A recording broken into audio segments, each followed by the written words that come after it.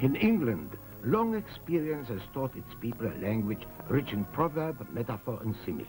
A stitch in time saves 9, an answer to a maiden's prayer. And here, they illustrate the origin of the expression, as difficult as looking for a needle in a haystack. You see, the English country maid has lost it, and here in the best tradition of English chivalry, the farmer's lad comes to her assistance.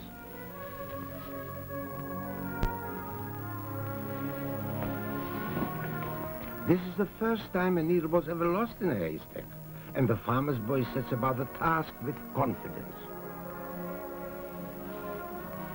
Soon he will discover the enormity of the task ahead of him, and the retelling of it by Inglenooks in the pubs of rural England will pass down in legend to the factories and electronic workshops of this now modern land.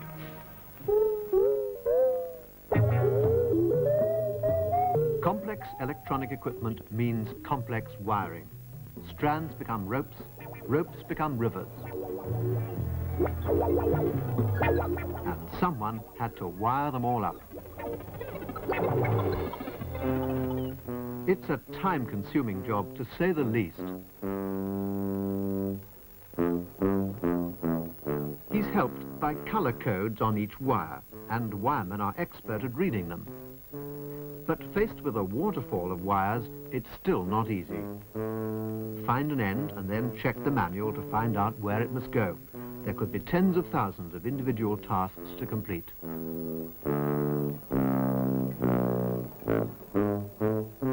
It all takes time. Each individual wiring task is comparatively simple. The problem is to find the right wire.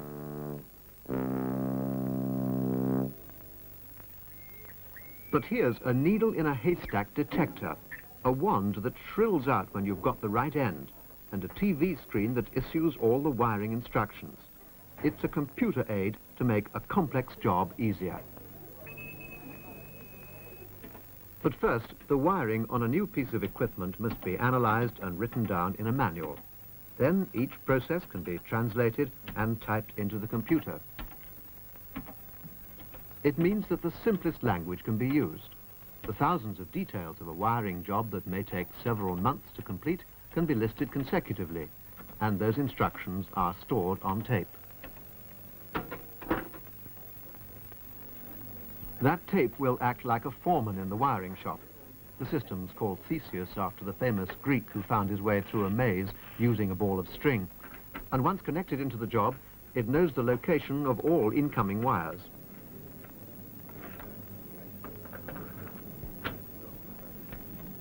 Now it can help a semi-skilled operator to find the wires he needs.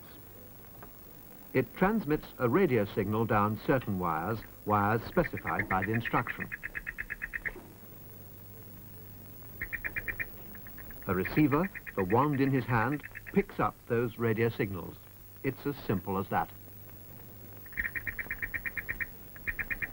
Coding's no longer necessary. A radio signal picks out the right wires. He spends less time searching, more time actually doing the job. Pressing the top of the wand restarts the tape and the next command is issued. You just follow the instructions as Theseus of old followed a ball of thread. With the advent of this computer aid, the wiring shop has changed from a pool of frustration into an efficient production line. Semi-skilled operators are gently led along the right routes. It can even spot mistakes. It's programmed to check each operation. What's more, it won't budge until those errors are corrected. Theseus isn't over-polite. It doesn't acknowledge a good try. It wants things right. In a compact form, Theseus is an ever-vigilant senior supervisor. Until now, craft and experience has been the name of the game. Until now, too, patience has been a virtue. Yet patience, the English say, is medicine for a mad dog.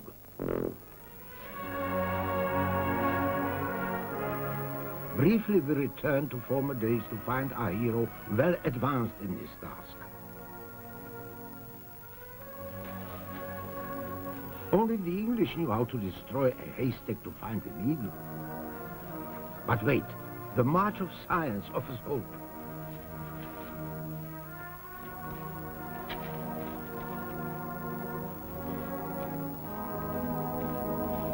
But still no luck.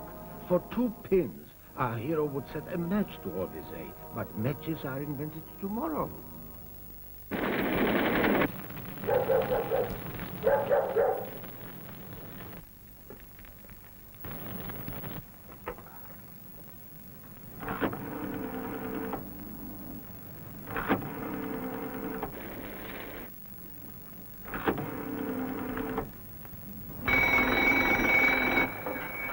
Red alert for B Division.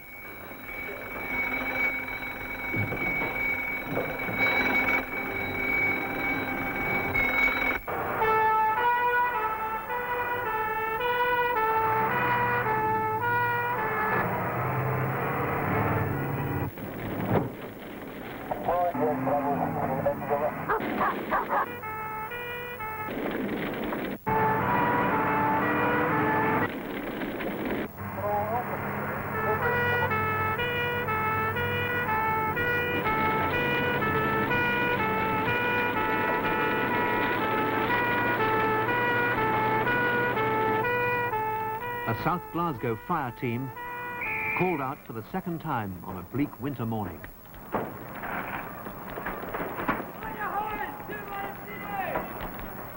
A house fire, and there may be people trapped.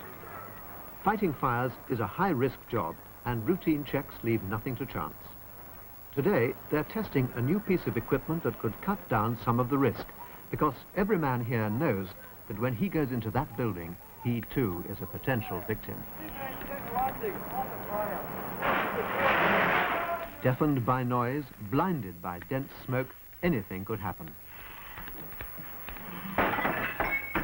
But how could you find one man in the middle of all this if suddenly he needed help? There's been no way a dazed or unconscious man could sound the alarm until now. Over the years, many men have died.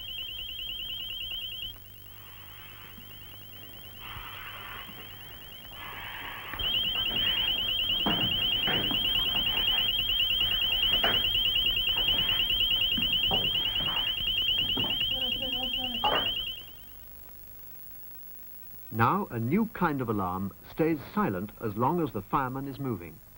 But if he is still and remains still, after 30 seconds, the alarm sounds and goes on ringing out loud and clear until help arrives. A man has been found in time, a life saved.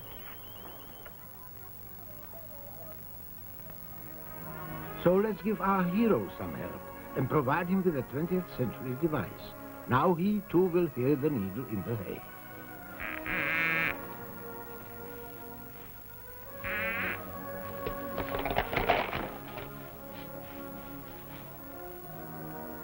But this is not a needle. What use is this newfangled gadget?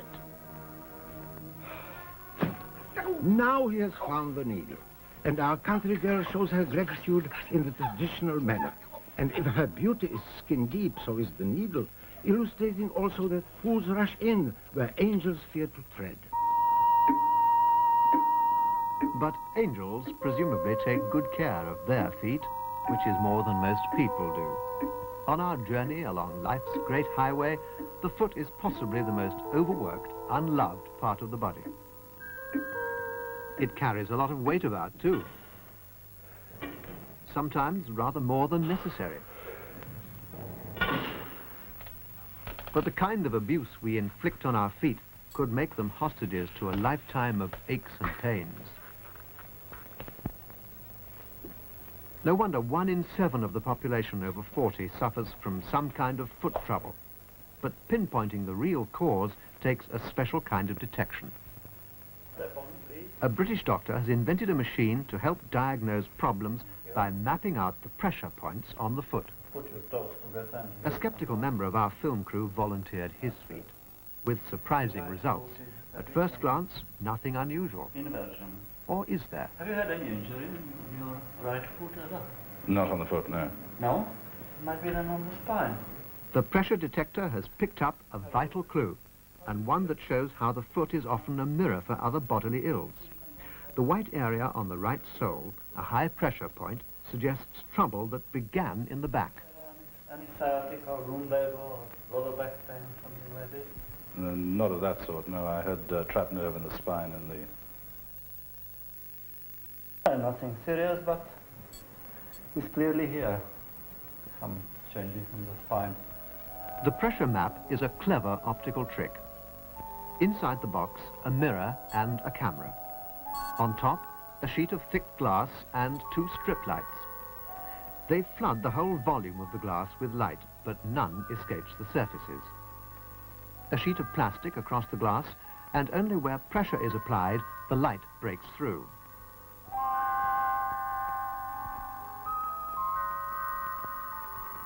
In addition to the light image, there's yet another bit of technical magic. On screen, the tiny white cross represents the body's center of gravity, a moving symbol of shifting balance. The light image of the foot has now been color-coded to show the different pressure levels. The result is a powerful medical tool. I want you to walk up this ramp. Now it's useful for therapy as well as diagnosis.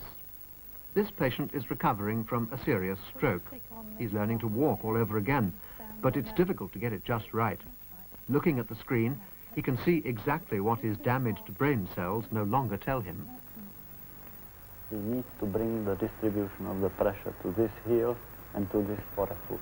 So you've got more weight on your heel. Try and get a bit more weight towards the toes. The medical team are teaching him how to balance his body with equal weight on both feet. That's better. Until now, it was impossible for a patient like this to see for himself his slow but steady progress. Very good. Keep your hip over a little bit. Now you are almost in a correct position. A tool for therapy, and now even mass screenings for the young. Hard skin, high arches, flat feet, the pressure detector can spot them all. For these schoolboys, it makes a good alternative to real school. But for the doctor, these regular screenings are increasing our knowledge of the human foot and may catch potential problems before they get too serious. Like this classic case of fallen arches. A bit flat. Contour maps of the foot revealing a range of hidden problems. Problems which may have started anywhere in the body. Needles in the haystack, revealed by images akin to abstract art.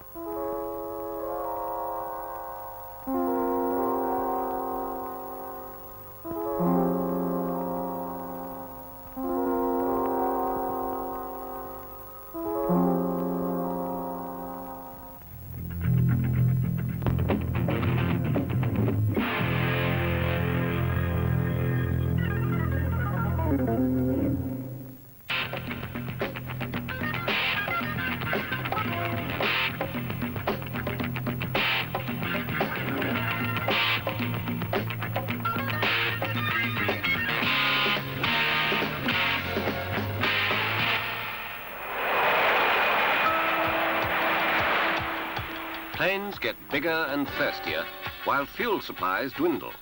The search is on for ways of conserving energy. In air transport, in the home too.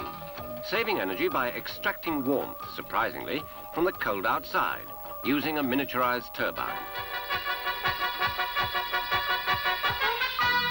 And on the roads, energy can be saved by extending the concept of the car. Everywhere, science is helping reduce our energy requirements.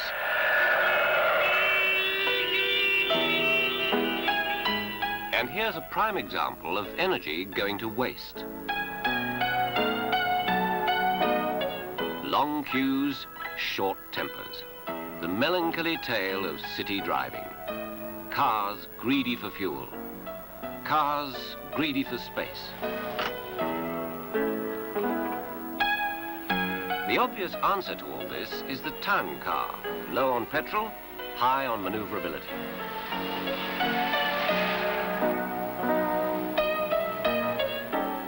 But the two-seater shopping car has obvious limitations.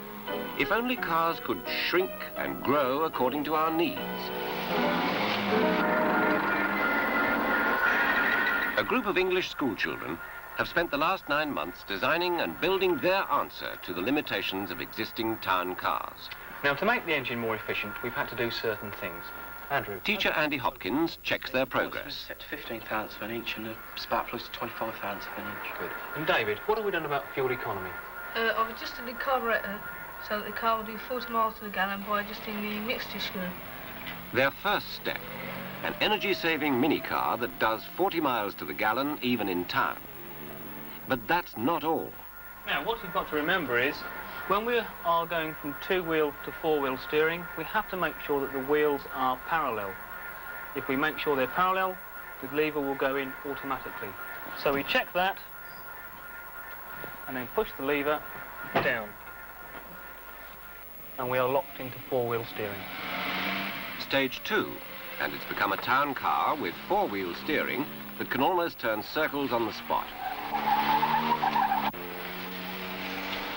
And it's just a simple change back to conventional two-wheel steering for greater stability on the open road. But their masterstroke was to take apart the conventional one-piece motor car and put it back together as the world's first stretchable car. Suddenly, the two-car family takes on a whole new meaning.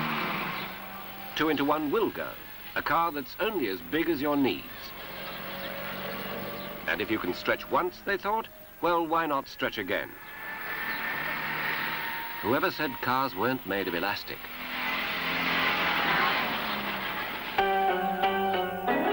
So what have we here? A damsel in distress. Fear not, help is at hand. It's our little town car to the rescue. But how can he possibly help? Cars aren't made of elastic, or are they?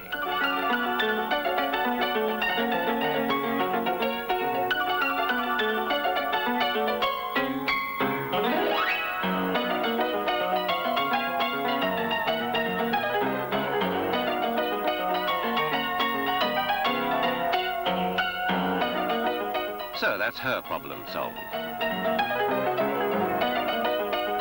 Oh, no, not again. A whole football team? Even elastic has its limits. So how can our heroes save the day?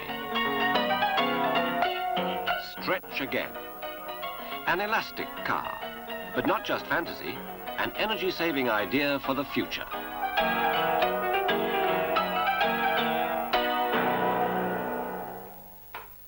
Central and southern parts will have rain or snow, but it'll die out gradually. A warm house heated by radiators. But that heat is obtained by burning expensive fuels. It's wasteful of energy. Yet in the kitchen is an example of a very efficient way of producing heat. The domestic refrigerator, oddly enough, is just that. Heat is extracted from the air inside, making the inside cold.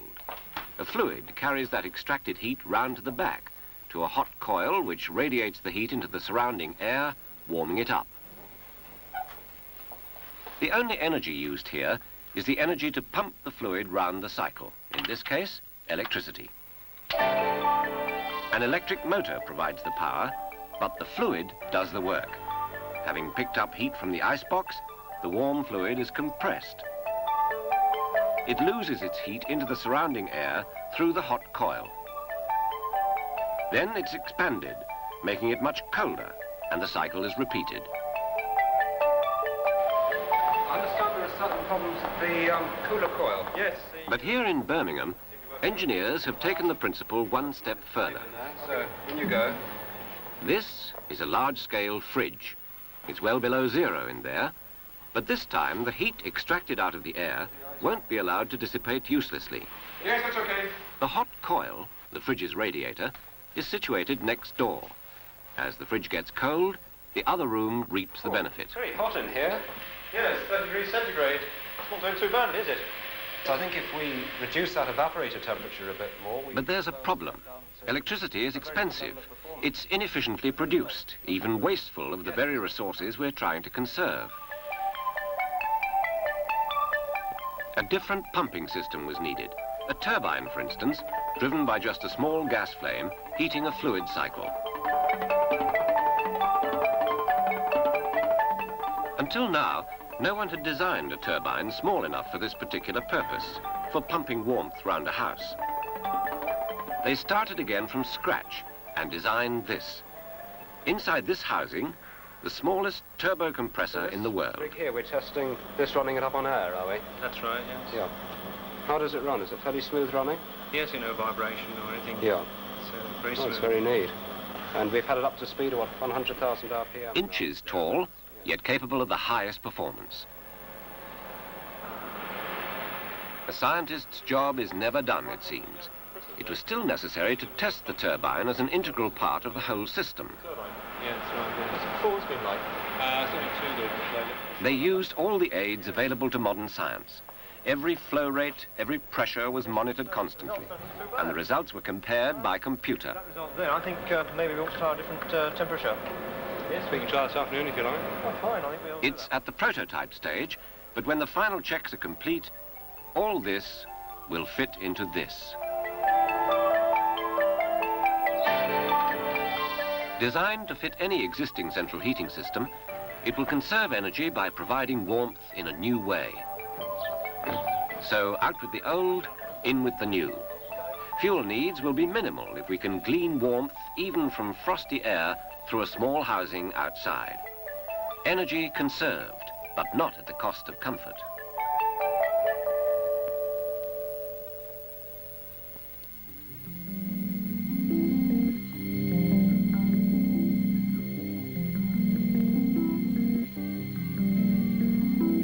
Birds of prey, with their ultimate grace and power, are a constant source of inspiration to all people interested in flight.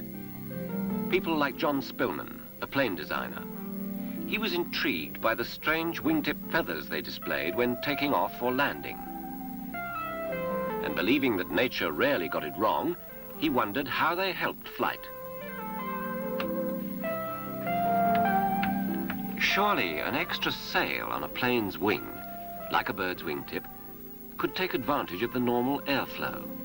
It could give added lift. Also, it might counter the drag that's exerted on every plane.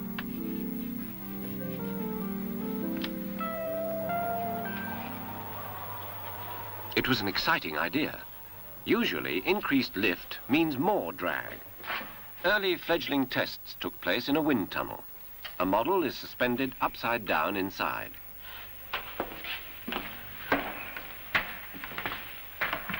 In this experiment, he would measure how the forces on a plane changed when he fitted them with his own version of the wingtip feathers.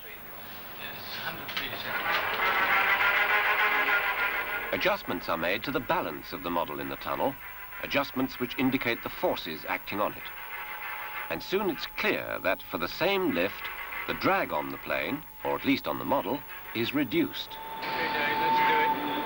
And it's reduced over a wide range of air speeds. But this one wingtip formation wasn't necessarily the most advantageous. 133.32. Nevertheless, they were encouraged. I think make this the last incident and then we'll try the other configuration.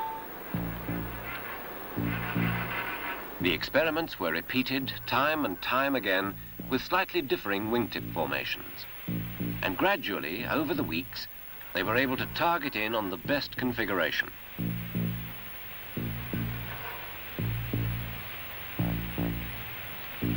No sign of any unsteadiness on the lift then? Out of the wind tunnel at last, and up in the air, to test in reality just one of those configurations. We did a direct comparison between the aircraft like this without sails and with sails, 3 sails per tip. In the full line is the drag of the aircraft in its original form, and the dotted line the line where the drag has been reduced. The drag is reduced, particularly at takeoff, because the airflow pattern has changed. But how exactly? A normal wing back in the tunnel creates a whirlpool in its immediate wake, a vortex. But with wingtip sails present, the vortex immediately behind almost vanished. The vortex, which has been a perennial problem for crop sprayers. The vortex which throws much of the spray up into the air to drift wastefully. So the wingtip sails, complete with airflow indicators, are now being tested on a crop sprayer. If that disturbance, that vortex, has been reduced, it means the spray will fall where it's most needed, on the ground. The amount of spray spattering a test plate is conclusive proof. It works. But what is the new vortex pattern? To determine that, this plane is fitted with wingtip sails. Crossing its path, a monitoring plane. It's armed with a vane protruding from its nose, a vane to measure air turbulence. Stand by to swim. 5, 4, 3, 2, 1, now. At a precise moment, the wingtip plane produces a visible smoke vortex, and the monitoring plane dives through it. No, it wasn't very lumpy. 113 knots. I'll make a long one next time. Penetrating the vortex at various distances behind the experimental plane allows them to calculate the effect of the wingtip sails. 4, 3, 2, 1, now. You're deliberate, all right, John. Just about to penetrate. Penetrating. Now. They crisscross over the English countryside, learning how best they can reduce drag. How best, in other words, they can reduce the amount of fuel used. It's all part of the constant search for ways of conserving our energy resources.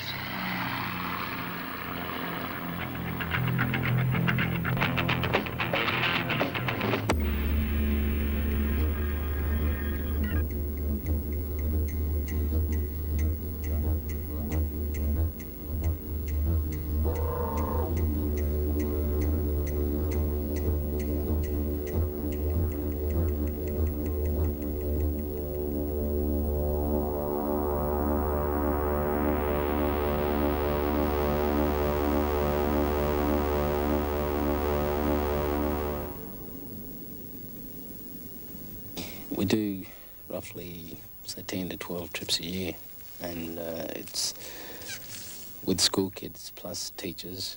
And what we do is bring them through the Flinders and show them the wildlife, the plants, tell them the stories of the land and how the land was formed in Aboriginal mythology, and also get them to meet, you know, the people at Nepabunna, which is a settlement where we come from. Sort of show them our lifestyle, you know, on the Flinders, and even talk about the traditional stuff and, you know, back about the initiation and so on. And now it's stopped in 1947. And stuff like that. It's just given a name as Sacred Canyon. It's just a nice canyon here. And of course, we're looking at the engravings. You can see I think that working with school kids and teachers, we try to get them to sort of understand while they're fairly young how important these sites are to Aboriginal people, and it's good for them to know our culture, and so that we can all work together and be Australians.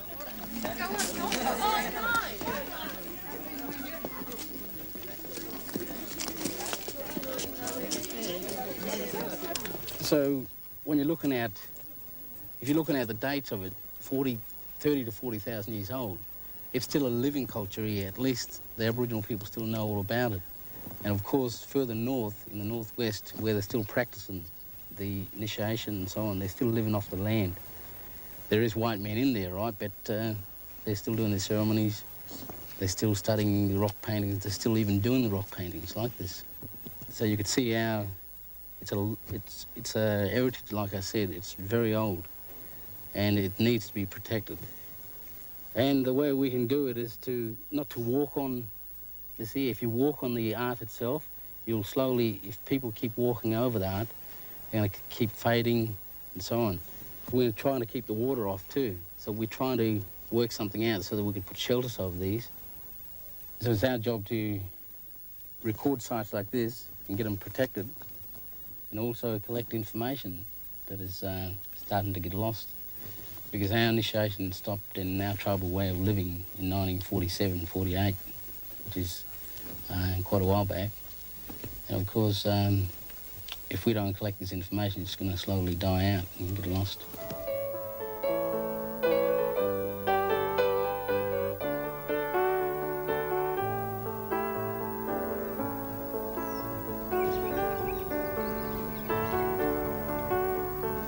Well, the story is about, when I was talking about the 2 stages of initiation, well, the second stage, which is the final stage, the Wilyuru man is called the Yulu. It's the totem of the kingfisher. And at this particular time, he was up at a place called Mount Termination, which is northwest of Lee Creek township today. And 100 miles south, which is Wilpena Pound, is where our people, that was all flat one time. It was all just flat. And our people, the Adnyamatna people, used to have their ceremonies there. As he came past a little town called Copley, which is now on the map, you'll see 2 big mountains there, which represents the 2 serpent snakes. And the 2 snakes are called the akuras. That's the Adnyamatna word for an akura. And the 2 snakes were waiting there. And you can see the 2 hills near Copley, where our the 2 snakes were waiting for this kingfisher man to come down. And then the 2 snakes trailed along behind. And as they came along, they moved the earth, which now formed what we call the Flinders Ranges as they came down from Lee Creek, from Copley. And if you go into St. Mary's Peak today, you look up from north from St. Mary's Peak, you'll see 2 big ridges where the 2 snakes came in to what we call Wilpena Pound.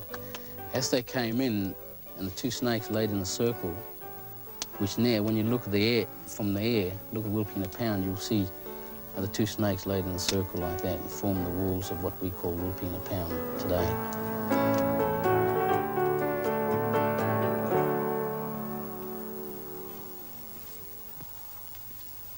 My work is, I'm called a site recorder. I go around recording Aboriginal sites, just like painting sites, engravings, grave sites, and also working with my people, like collecting old stories, like mythology. When I go to record sites, I take them out with me, so more or less recording the past of our people, and also sort of be a ranger and guide with tourists and show them where to go and look after them. Well, this is Yurambulla Caves, which is Yurabilla. That's the word of the 2 men, and the painting site is called Yurambulla, after the 2 men. And this painting site is in the Adnyamatna country, which is Flinders Ranges. Adnyamatna means rock people, and this is the local tribe, which is my people, the Adnyamatna people. And this painting site has been done mainly with charcoal, which is also with animal fat. And the strongest fat is the emu fat, which is very strong. And of course, this painting site is very important to the Adnyamatna people because it represents the ceremony. So on you get the 2 stages of initiation, and that's our education as people go to school today. And our people before 1947 were still practicing the initiation ceremonies. And so it's a great story, and you'd see the circles is the sacred symbols, and the animal tracks fit in between where it represents meal time and so on.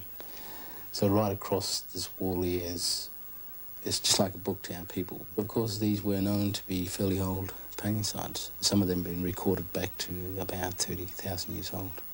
But of course this one's open to tourists, and one of the things we had to do was to screen it off, like it's got the screen over the top, which now you could see some of the screen has been cut away, with vandals coming in and putting their names on and so on, like the graffiti. But of course if we want to leave it in its natural environment without the screen, we'd have to have a ranger up here full time to guide tourists in, tell them what it's all about, and of course keep an eye on them.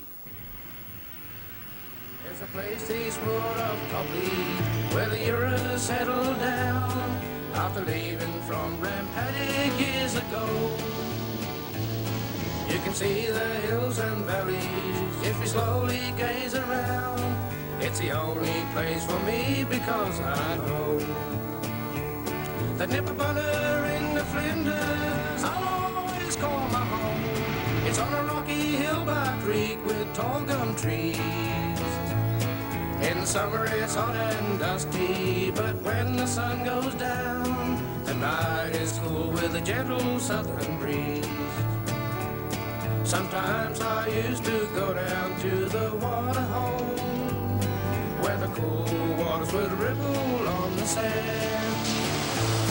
In the afternoon I ride on my old donkey. To me this is our mother's land.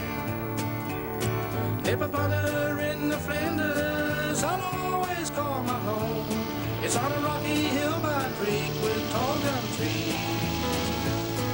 In the summer it's hot and dusty, but when the sun goes down, the night is cool with a gentle southern breeze. I recall an old man singing a Eura's tribal song while carving boomerangs from a mulga tree. And the warmth from his campfire would keep me from the cold as he shared his ancient stories to me. Nipperbunner in the Flinders I'll always call my home. It's on a rocky hill by a creek with tall gum trees. In the summer it's hot and dusty, but when the sun goes down, the night is cool with a gentle southern breeze. The night is cool with a gentle southern breeze.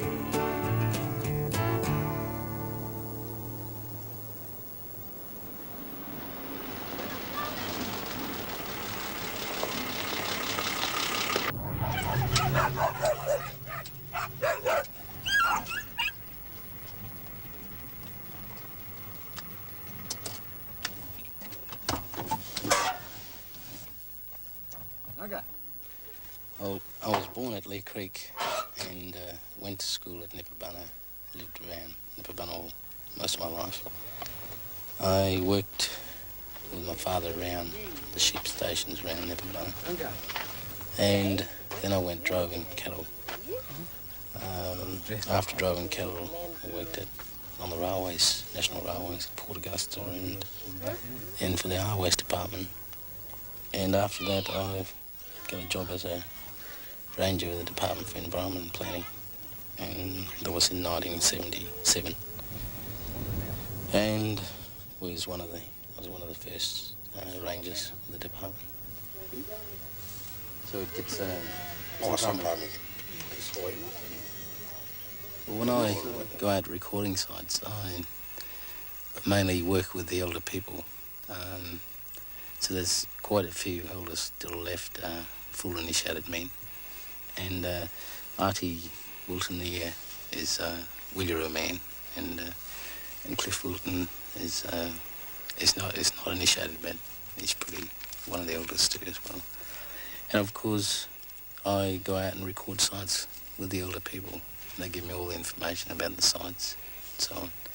And of course, they help me as well by using the tapes and so on. And as we go along recording, we find that we get a lot from the people. The information about who's buried there, how long it was done, and so on. And of course, these sites here are fairly old sites, when they were kids.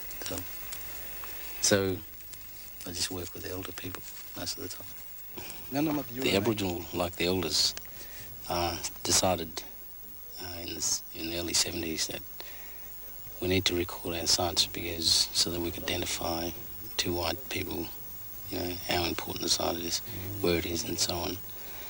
But to sort of put it into the system with the government so that we get protection with the mines department, the road builders, and so on.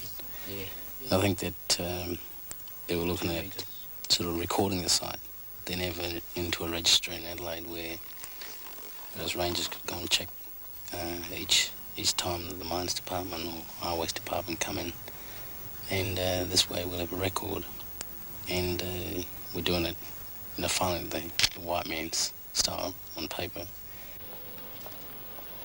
In 77, we started as trainees. There was an application of about 35 Aboriginal people, and I was lucky out of 3 to be appointed as a trainee at that time. And went out as trainees with our training officers, Craig Oskins and Chris Nance, and started recording Aboriginal sites. If it's a sacred site, it's very hard to measure, so what we do is see with sacred sites, you can't actually walk on the area. Even a person like me can't walk on the area. Only tribal people, initiated people. So in that case, we'd record it from a particular mountain, the whole mountain.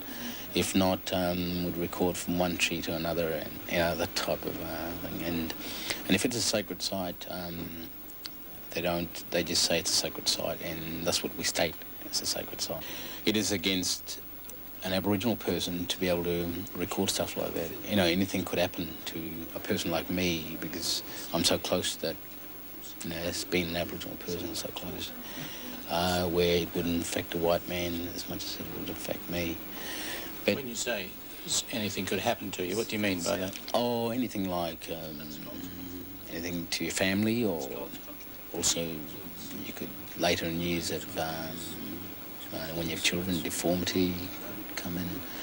If you really believe in your history and your culture and of course they say spiritual ways and so on. And because, you know, when teachers would say we can go out to Flinders and we can study all this, but we get a little bit of feeling, but we don't get the old feeling.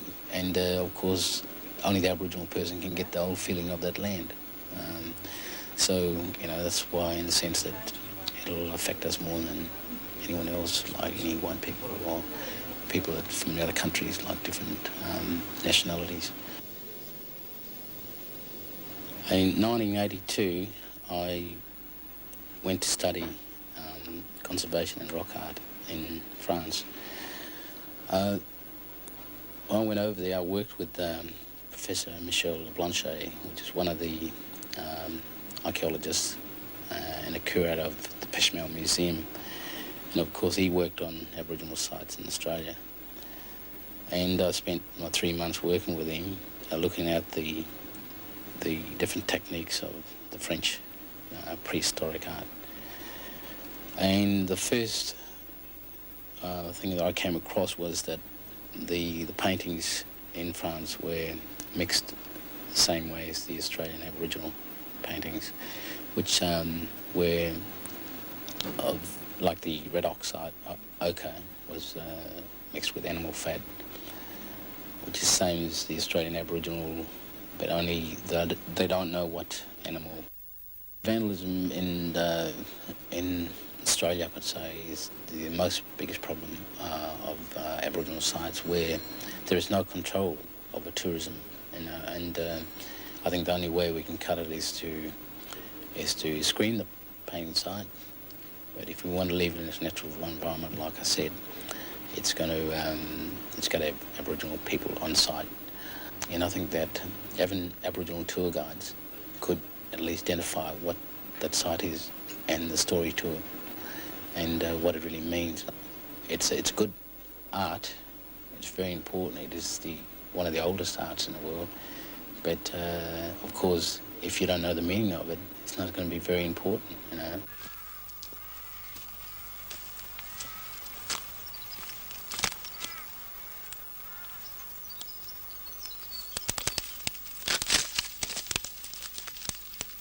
I'm trying to protect as much as I can with the Adjamatna culture, where I'm trying to protect, like protecting Aboriginal sites and telling the story of the mythology of the Flinders Ranges. So we're trying to preserve as much as we can and keep and pass back.